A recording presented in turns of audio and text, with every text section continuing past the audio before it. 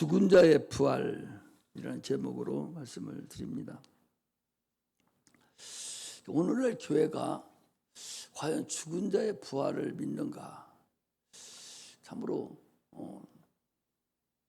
예수님 시대에도 또 지금도 죽었다가 살아난 자는 아무도 없었고 예수님 한 분뿐이기 때문에 오늘 기독교가 부활절은 해요. 부활절은 기념을 하지만 실질적으로 부활을 믿는가는 의심스러워요.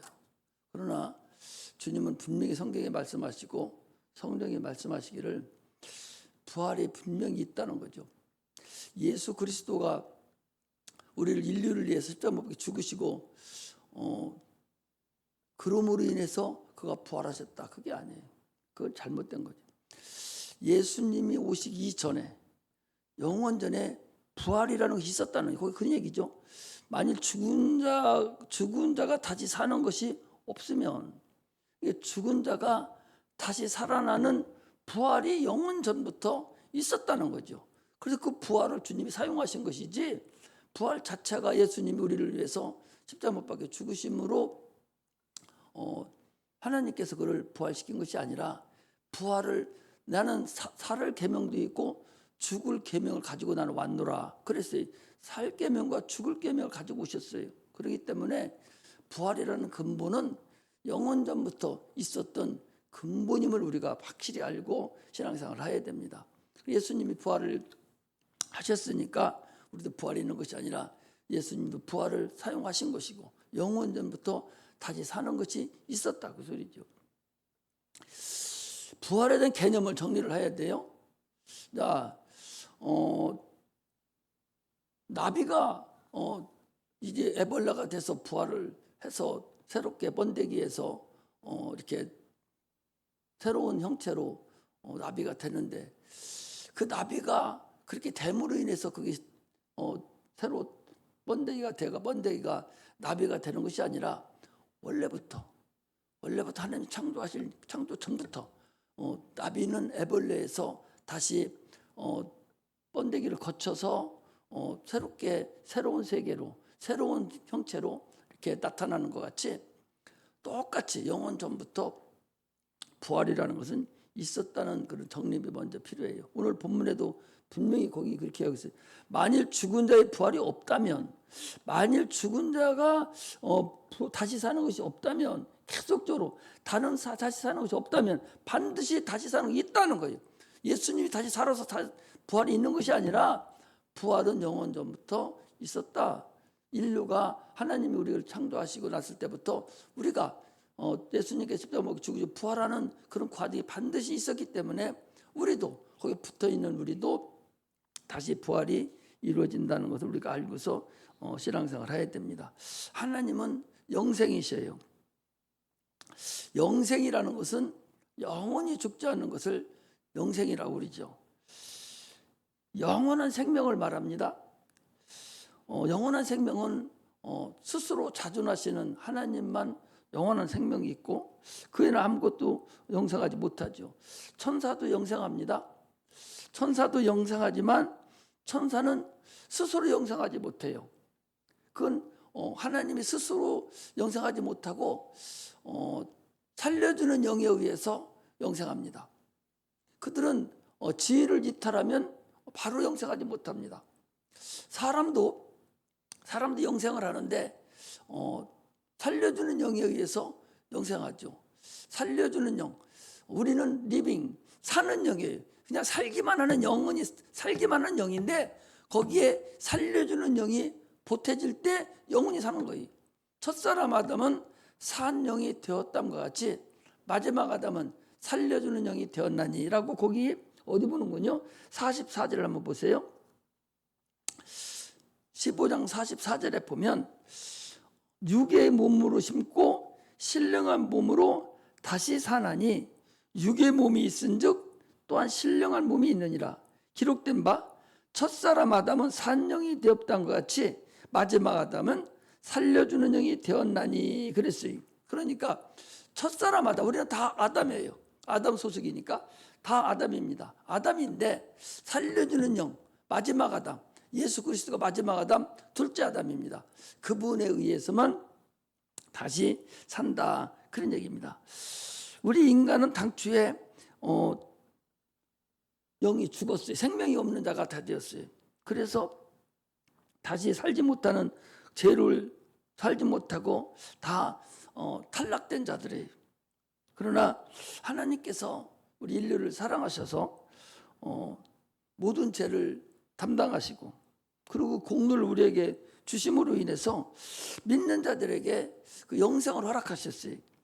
내 피를 받아 마시고 내 살을 받아 먹으라. 그러므로 인해서 영생을 얻는 거예요. 신앙은, 영생이 뭐예요? 구원은이죠. 영원히 사는 생명이죠. 영생은 유일하신 참 하나님과 그가 보내신 자 곧 예수 그리스도를 아는 거라고 그랬어요. 요한복음 17장 3절에 그랬죠. 영생은 유일하신 하나님, 창조주 하나님, 하나님 그분 한 분뿐이 없죠. 신이 한 분뿐이 없다는 것이 아니라 우리가 믿는 유일하신 신, 그분 한 분뿐이 없어요. 나머지 신들은 많이 있습니다. 피주된 신들이죠. 마귀도, 사람도, 천사도, 이런 것도 다 신이죠. 그것들은 하나님의 창조에 의한 피조된 신들이고, 창조주 신, 스스로 신은 우리 주님 한 분뿐이 없어요. 그래서 우리가 신앙생활을 하는데 하나님을 알아야 되고, 두 번째는 그가 보내신 자 예수 그리스도를 알아야 돼요. 하나님만 안다고 해서 구원을 받을 수 있냐? 못 받습니다. 이스라엘 백성들은 예수는 몰라요. 그러면 하나님은 알아요. 그리고 하나님 잘 알잖아요. 그러나 그들을 구원받다 할 수 없습니다. 우리가 사랑을 많이 하고 세상 일을 많이 하고 좋은 일을 아무리 많이 해도 그건 하나에 아무 의미가 없어요. 내가 영원히 구원을 받아야 이게 첫 번째지. 구원받지 못한 그런 사람들은 아무 의미가 없죠. 그래서 하나님을 섬긴다 할지라도, 많은 사람을 죽음에서 구원한다 할지라도 네 스스로 네 영혼이 구원받지 못한다면, 네가 영생을 얻지 못한다면 아무 의미가 없죠. 그래서 주님께서 내 피를 받아 마시고 내 살을 받아 먹으라. 그러므로 너희 속에 생명이 있고 영생이 있다라고 요한복음 63절 2절부터 다 이렇게 말씀하고 계시죠. 우리는 이 가시적인 상태로 또 자꾸 이해를 해야 돼요. 사람들이 왜 이거 자꾸 안 갖다 놓고 그런가?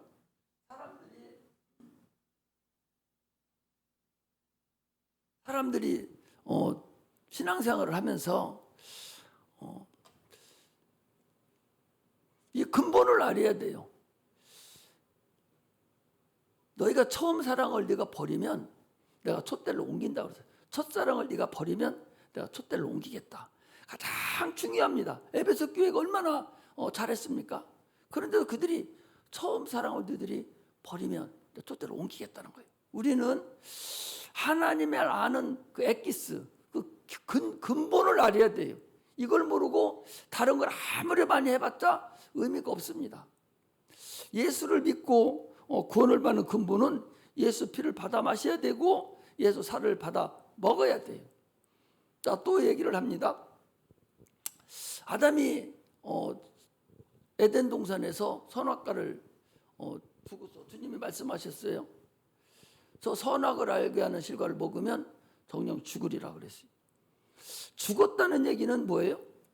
우리가 육체적으로 사는 상태에서 얘기를 생각하면 돼요. 첫사람 아담이 선악을 알게 실과를 먹었어요. 먹으면 죽으리라 그랬으니까 죽었다는 거예요. 죽었다는 것은 이건 가시적인 생각을 하는 거예요. 우리 육체를 생각하라고. 다음에 영혼을 생각하는 것이 아니라 우선 육체를 생각해서 그 예표를 알아들어야 돼요. 자, 선악을 알게 실과를 먹으면 죽으리라. 죽었다는 얘기는 피가 다 흘러내렸다는 거죠.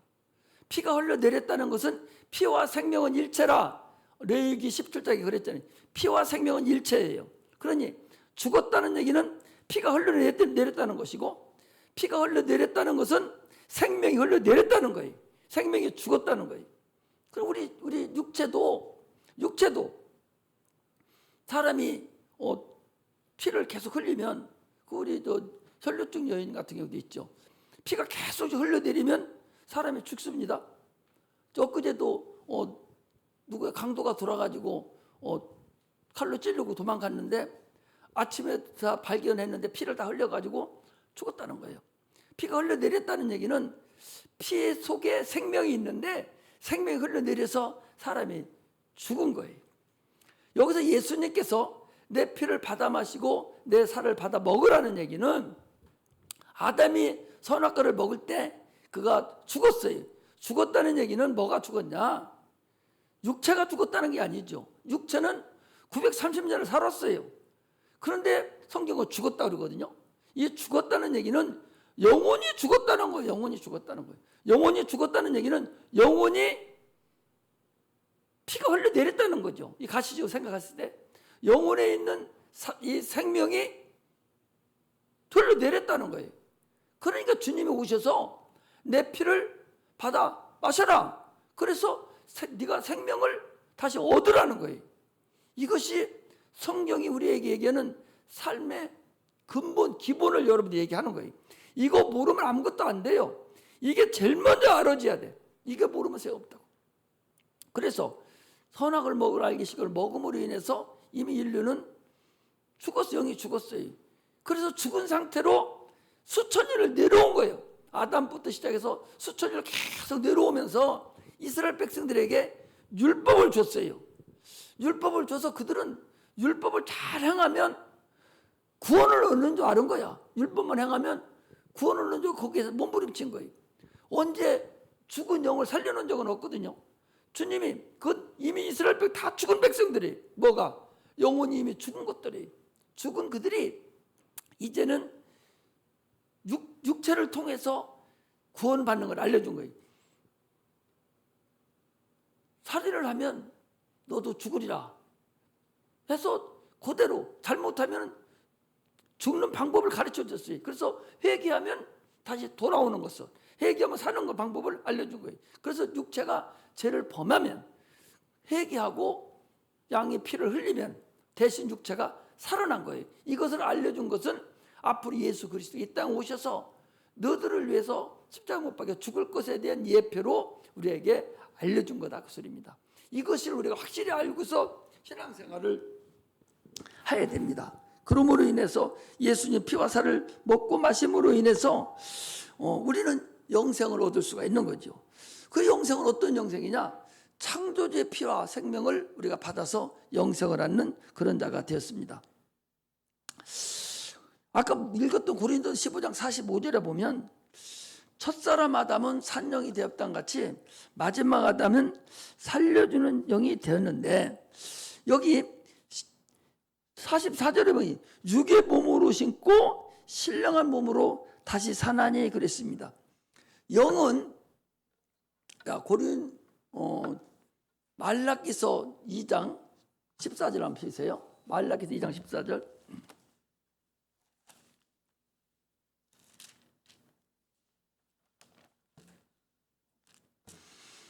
말라기서 2장 14절 같이 한번 읽습니다. 시작.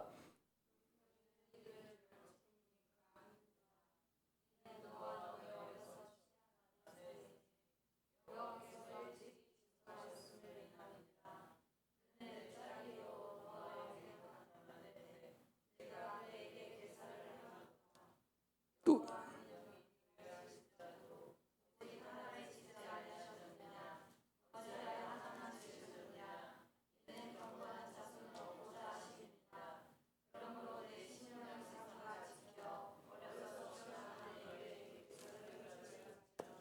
예. 여기서 어려서 취한 아내를 조강지처로 생각을 이제 알고서 설교를 많이 하고 있어요. 그래서 결혼식 같은데도 조강지처를 네가 버리면 안 된다. 그렇게 지금 일반적으로 생각을 하는데 여기는 그렇지 않습니다. 그것도 물론 육체를 다스리고 가르치는 데는 그것도 필요하죠. 여기서는 영을 얘기하는 거예요. 하나님께서 사람을 지으시고 거기에 생기를 불어넣는데 그 생기가 영을 넣었어요.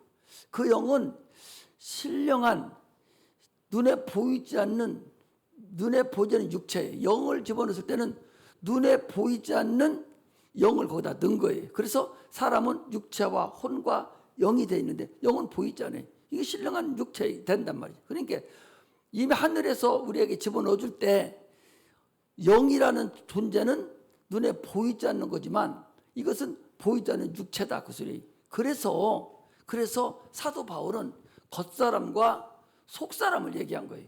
겉사람은 육체의 사람, 육체를 얘기한 것이고 속사람이라는 것은 영혼을 속사람이라고 그랬어요. 하나의 사람으로 봤거든 영을. 그래서 하나님이 영을 불어넣을 때 보이지 않는 육체를 불어넣는데 이게 바로 영이에요. 영인데 문제는 우리가 이제 죽잖아요. 죽고 이제 영적인 상태, 영혼의 상태로 우리가 낙원에 가 있어요. 낙원에 가 있다가 주님이 이 땅에 오셔서 우리를 부를 때 혼인잔치에 들어가는데 그때 영과 혼이 있는데 영이 신령한 육체로 변화가 돼요. 오늘 거기 있잖아요.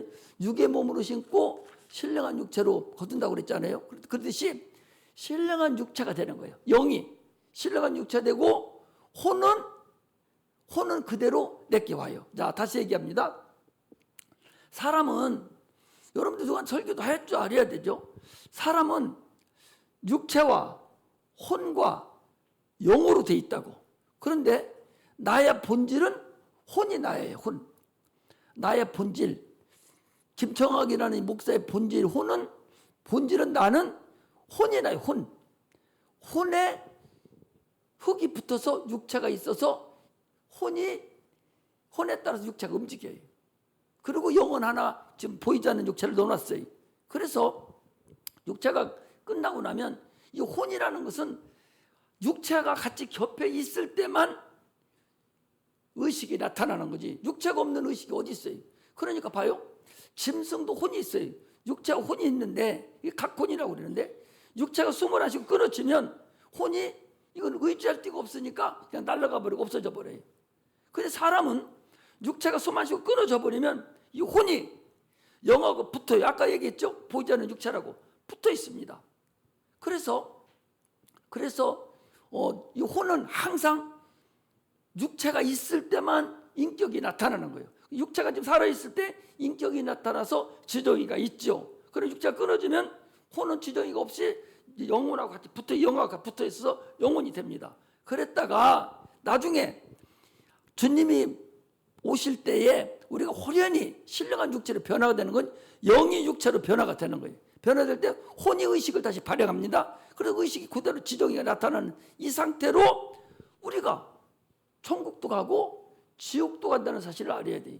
예수님께서도 이 땅 오셨을 때 시공간을 초월했어요. 시공간을 초월했습니다. 오늘 우리가 천국 가는데 육체가 없는 상태로 천국 간다고 하면 무슨 상관이 있겠어요? 여러분 육체가 없는 상태로 천국 가고 지옥 가는 것이 무슨 의미가 있겠어요?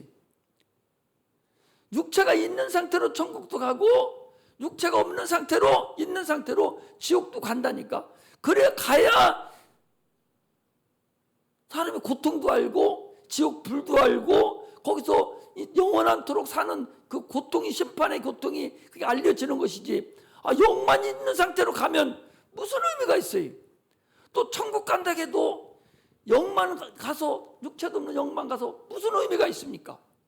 성경은 그렇게 얘기하지 않고 있어요. 반드시 우리 속에는 영이 사람이 예수 믿는 사람이나 안 믿는 사람이나 반드시 아까 우리 부활이라는 건 반드시 있다고. 우리 만들 때 당초부터 부활은 있도록 만들었다 그 소리예요. 왜? 아니 생각을 해보시면 아까도 부활이 반드시 있다고 그러잖아요. 그러니까 예수 믿는 사람만 부활하는 것이 아니라 예수 믿는 사람도 부활하고 그런 육체가 있는 상태로 천국에 가는 것이고 예수 안 믿는 사람도 부활해서 그 심판에 부활해서 영원한 지옥 형벌을 받는 거예요. 거기서 고통 중에 있는 거지. 그런 것이 없다면 예수를 왜 믿어? 영만 가서 살아나고 영만 지옥 가서 불구덩이에 있는다 해서 의식이 아무것도 없는데 무슨 의미가 있어요, 여러분? 영이 육체로 변화해야 이 혼이라는 나가 의식이 생긴다니까. 그래서 지옥 가면 그 고통을 아는 거지. 혼이 의식이 없는 상태로 아무 의식이 없이 영만 가서 어떻게 한다고? 그거 얼마나 어리석어요. 성경은 절대 그렇게 얘기하지 않고 있어요. 이걸 안 가르쳐 주니까 이 부활을 상상도 하지도 않고 부활이 없는 것으로 알고 이 세상만 잘 되면 끝나는 줄로 착각하는 거예요. 그러니까 종교 투성이죠. 예수 믿는 예수 종교인들이 얼마나 많습니까? 육체만 잘 되는 것만 바라보고 살다가 끝장내는 사람들이 얼마나 많아요? 우리는 영생을 얻으려고 신앙생활을 하는 거야. 영생이 아니라면 의미가 없어요. 그럼 부활은 반드시 한다니까 성경이 분명히 얘기했잖아요. 죽은 자가 다시 사는 것이 없다면, 죽은 자가 부활하는 것이 없다면 무슨 의미가 있어? 부활이라는 게 뭐요? 육체로 다시 태어나는 게 부활 아니에요? 주님 부활하셨잖아요. 그렇기 때문에 세상만 바라보고 세상 거에다만 몸부림치다가 죽을 때 가서 없는 소리 하는 거예요. 우리는 우리 신앙생활에서 이 부활에 대한 것을 확실하게 알아가야 돼. 그래서 영생은 유일하신 참 하나님과 그가 보내신 자를 예수를 아는 거예요. 하나님을 알고 예수를 알아야 되고 성경을 아는 것이 설교고 이걸 알려줘야 되고 여러분들이 알아야 되는 거예요. 뭔 얘기할 게 여기 있어요? 여러분 뭐하러 오셨어? 성경을 알으려고 하는 거예요. 영생도 알아야 되고 부활도 알지 않으면 큰 의미가 없다는 거죠. 영생을 자꾸 영생 하니까 사람들이 관념으로 생각한다니까. 있으면 있고 없으면 없고. 천국이 어디 있냐고. 아니 우리 그 동서 그 처형 권사인데 어디 큰 교회 권사님이신데 천국이 어디 있냐고. 네 마음이 천국이지. 네 마음이 천국이라고. 예수님이 천국이라고 그랬다고. 무슨 천국이 있냐고. 아니 천국이 네 마음이고 저 하늘나라 없으면 예수 뭐하러 믿어? 마음 편하려고? 여기 와야 마음 편해요? 얼마나 어리석어요. 이렇게 기독교 종교인이 너무나도 많다니까. 그러니까 세상 따로만 가는 거예요. 세상 따로만. 예수님께서 오병이의 역사를 나타내셨어요. 나타내시고 이제 끝판에 가니까 아니 오병이어 얘기하니까 보리떡 5 물고기 2마리 가지고 남자만 5,000명 전부 다 4만 명 먹이고 나니까 거기 있는 사람들이 이제 됐다고 하고 붙잡아다가 임금시키려고 수근수근 하니까 주님이 거기서 피해 나오셨어요. 저들이 나를 따르는 까닭은 표적을 위한 것이 아니라 육체의 먹거리를 얻으려고 나를 따라다닌다고 주님이 그랬습니다. 그래서 주님이 나와서 뭐라 했습니까? 내 살을 받아 먹고 내 피를 받아 마셔야 내가 영생이 있다라고 얘기하니까 어렵도다 하고 다 떨어져 나갔습니다. 오늘날도 여러분 동일해요. 한번 볼까요? 자, 요한복음 5장을 6장을 펴보세요.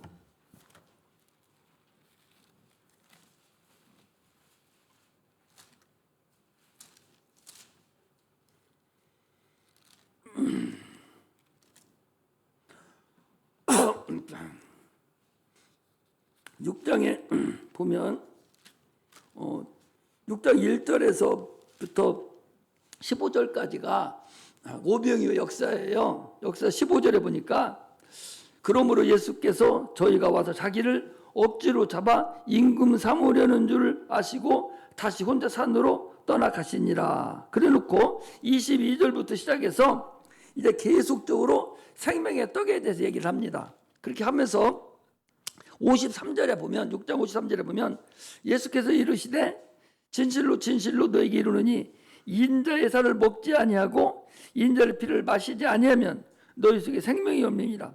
내 살을 먹고 내 피를 마시는 자는 영생을 가졌고 마지막 날에 내가 다시 그를 살리리니 내 살은 참된 양식이요 내 피는 참된 음료로다. 내 살을 먹고 내 피를 마시는 자는 내 안에 거하고 나도 그 안에 거하나니 살아계신 아버지께서 나를 보내심에 내가 아버지로 인하여 사는 것 같이 나를 먹는 그 사람도 인하여 나를 살리라. 이것은 하늘로서 내려온 떡이니 조상들이 먹고도 죽은 그것과 같지 아니하며 이 떡을 먹는 영원히 살리라. 이 말씀은 예수께서 가버나움 회당에서 가르치실 때 말씀하셨다. 거기 57절에 살아계신 아버지께서 나를 보내심에 내가 아버지로 인하여 사는 것 같이 나를 먹는 그 사람도 나로 인하여 살리라. 예수님은 자기 몸을 우리 양식으로 줬다니까. 양식이라는 게 육체 양식 줬다는 게 아니라 영혼의 양식으로 줬다 그 소리예요. 영혼이 살아야 되니까 영혼의 양식을 줬는데 너를 먹여야 된다는 거예요. 아니 그러니까 그 60절에 그러잖아요. 보세요. 60절에 보니까 제자 중 여럿이 듣고 말하되 이 말씀은 어렵도다. 누가 들을 수 있느냐 한데 예수께서 스스로 제자들이 이에 대해 수근거리는 걸 아시고 가라사대 이 말이 너에게 걸림이 되느냐. 이렇게 아니 내 살을 먹고 내 피를 마셔야 된다 하니까 아니 이게 식인종이나 하는 짓을 하는 거 아니에요. 지금 이렇게 가시적으로 알아듣는 거예요. 영혼이 양식으로 나를 먹여야 된다는 거죠. 내 피를 받아 마시고 내 살을 받아 먹이라는 것이 예수님 뜯어 먹으라는 소리가 아니라 영적으로 알아들어야 되는데 이걸 육체로 알아듣고 어렵다는 거예요. 어렵다는 거. 다 따갔습니다. 다 도망갔습니다. 다 도망가고 그래서 주님께서 뭐라고 12제자 중에서 너들도 나를 떠나서 가려느냐. 베드로가 뭐랍니까? 영생의 말씀이 여기 계시오매 내가 어디로 가버릴까? 라고 말씀하시는 거예요. 이처럼 그때나 지금이나 이런 영생에 대한 얘기를 하고 이 부활에 대한 얘기하고 영혼에 대한 얘기를 해주고 이렇게 얘기하면 어렵다 하려고. 그리고 어려운 게 아닌데 어렵다고 그리고 못 알아듣고 아 여기는 뭐 이상한 소리만 하는구나.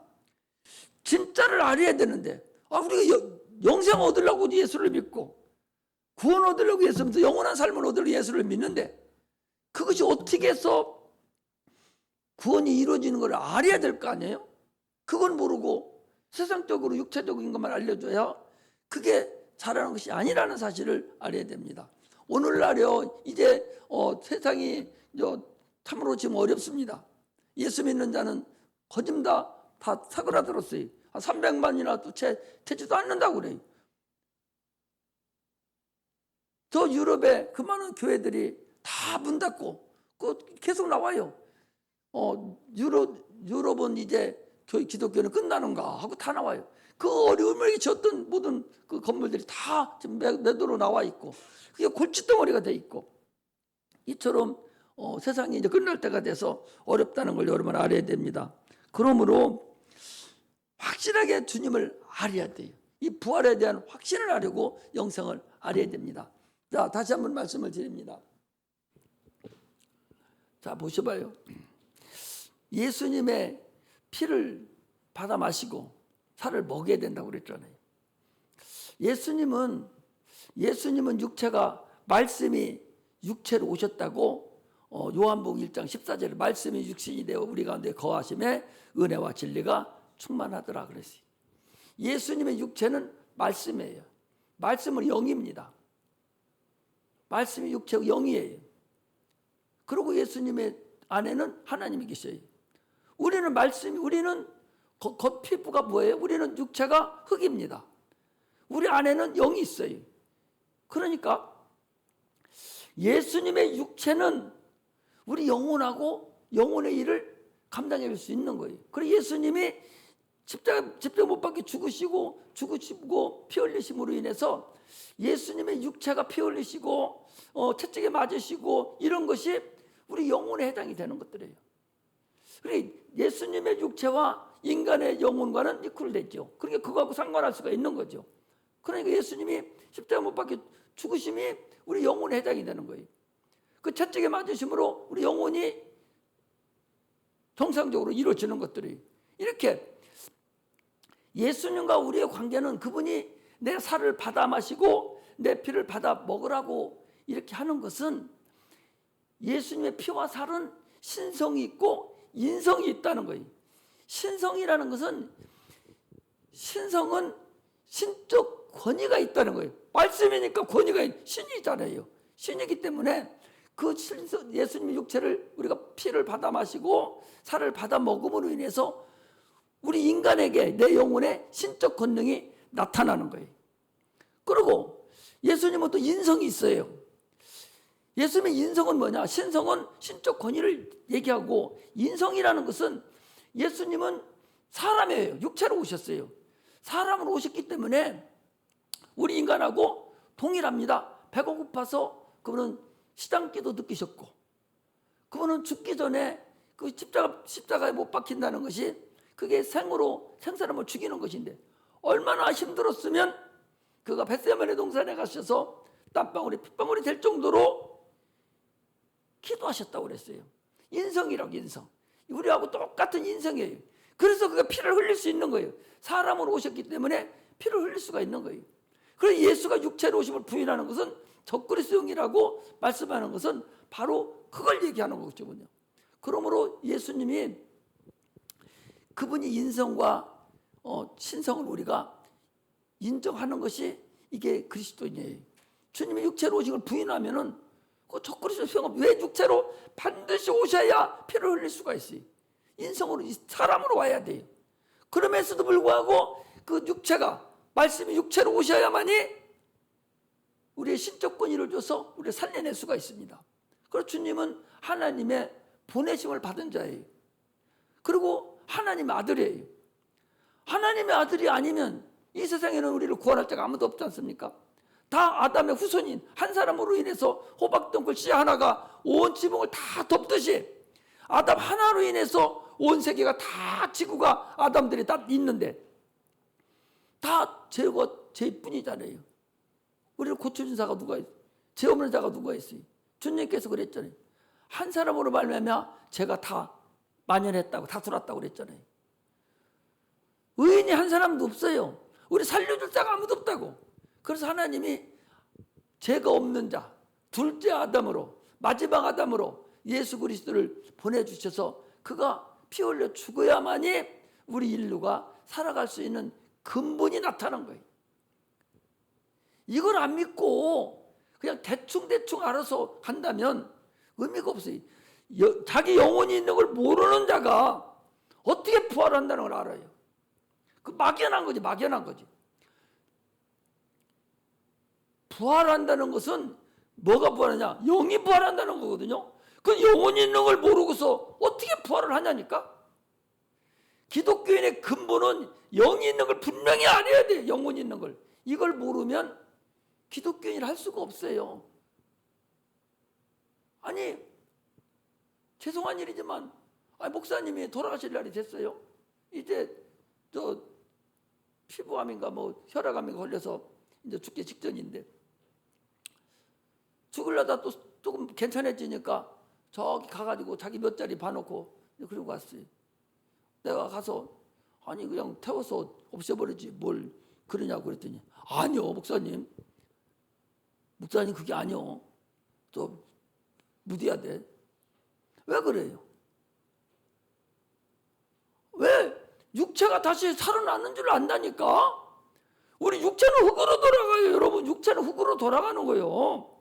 육체는 흙으로 돌아가고 그 영이, 육체가 끝난 것 동시에 그 영이 낙원에 가 있다가 주님 재림하시는 그날에 붙은 자도 죽은 자의 부활이 될 때에 그때 영이 신령한 육체에 대해서 주님 만나러 올라가는 것이지 육체는 게임 끝나는 거예요, 여러분.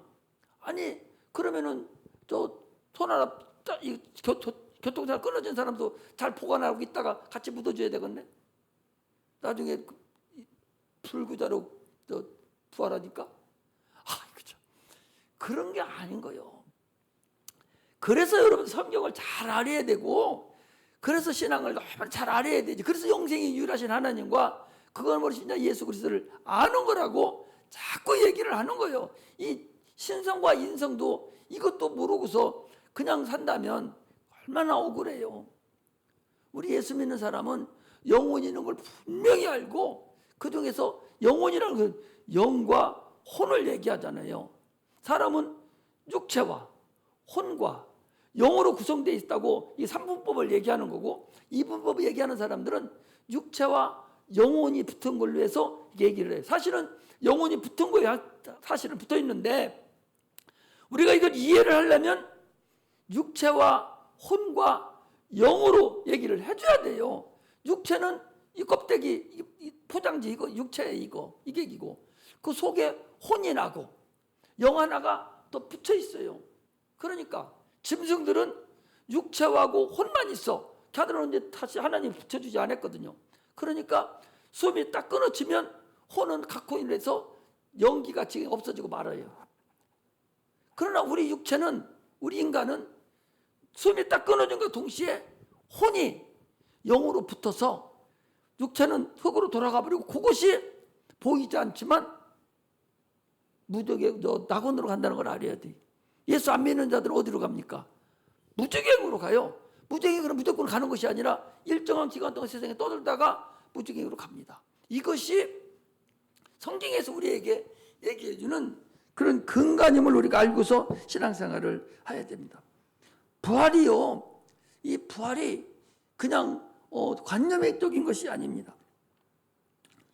많은 사람이 십자가에 못 박혀 죽은 예수님을 생각할 때 착각을 해요. 예수님이, 나도 그전에 그랬어요. 아니 하나님의 아들인데 십자가에 못 박혀도 하나님 아프시게 하겠어? 그게 어떤 자리인데? 여러분 십자가형이 어떤 건지 알아요? 세상에서 최고 잔인한 형이 십자가형이에요. 산 것을 매달아 놓고 찔러 놓고 못 박아 놓고 죽을 때까지 기다리는 것이 이게 십자가형이라니까. 그러니까 아니 가시만 찔리고 조금만 찔리기만 해도 이 막 아픈데 그 가시멜로간 쓰시고 채찍에 맞고 매달려서 이 3시간씩 4시간씩 있는다고 그러면 상상을 해봐요. 엄청난 이 가슴이 터져 나오는 그런 엄청난 이 고통이거든요. 그러니까 아니 예수님은 하나님의 아들이니까 아프지 않겠지? 참으로 고통이 없으시겠지? 이게 참으로 큰 문제가 될 거라는 걸 알아야 됩니다. 주님은 인성을 가지고 오실 때 그대로 이 땅에 사실 때 사실 그랬다니까. 그럼 공생의 3년만 사는 것만 봐도 그분이 육체가 있는 것을 여러 군데에서 우리가 발견할 수가 있어요. 그 육체는 우리하고 동일하다는 거죠. 그러므로 그분은 신성과 인성이 반드시 있어서 우리를 구원하실 수 있는 그런 자격을 가지고 오신 분이에요. 예수가 하나님의 아들이 아니고 요셉의 아들이다 라고 한다면 그 사람은 구원받을 자격 없어요. 그리고 우리를 구원시킬 수 있는 자격도 없어요. 아니 많은 사람들이 신학자들이 하는 소리가 예수가 사생아라면 믿겠다. 이것은 하나님의 아들이 아니라는 얘기잖아.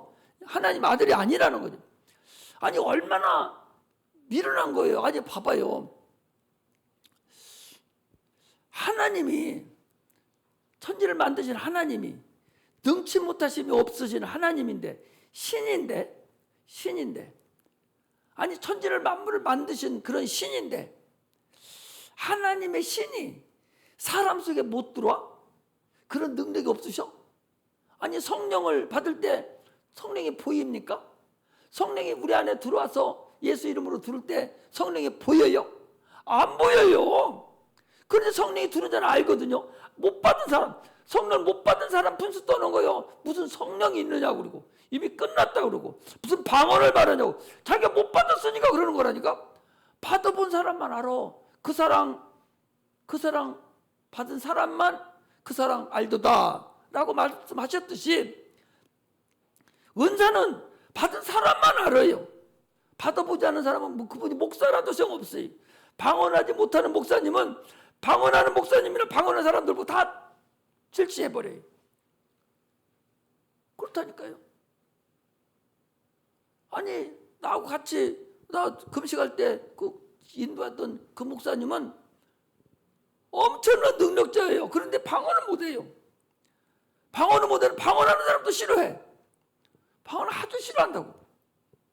왜? 자기가 받아본 적이 없어서.